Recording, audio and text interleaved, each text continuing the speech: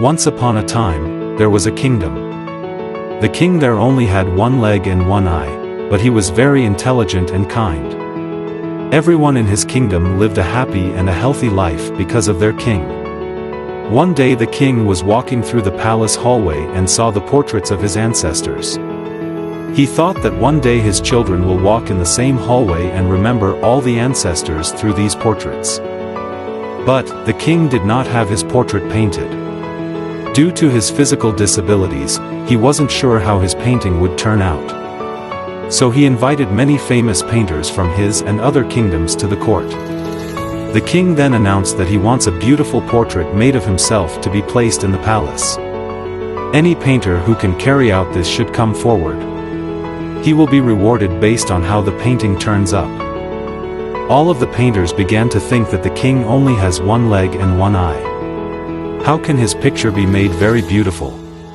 It is not possible, and if the picture does not turn out to look beautiful, then the king will get angry and punish them. So one by one, all started to make excuses and politely declined to make a painting of the king.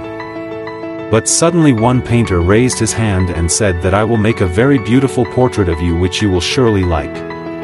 The king became happy hearing that, and other painters got curious. The king gave him the permission and the painter started drawing the portrait. He then filled the drawing with paints.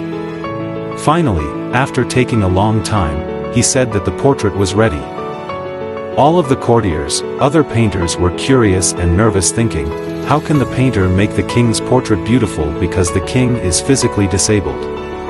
What if the king didn't like the painting and gets angry? But when the painter presented the portrait, everyone in the court, including the king, left stunned.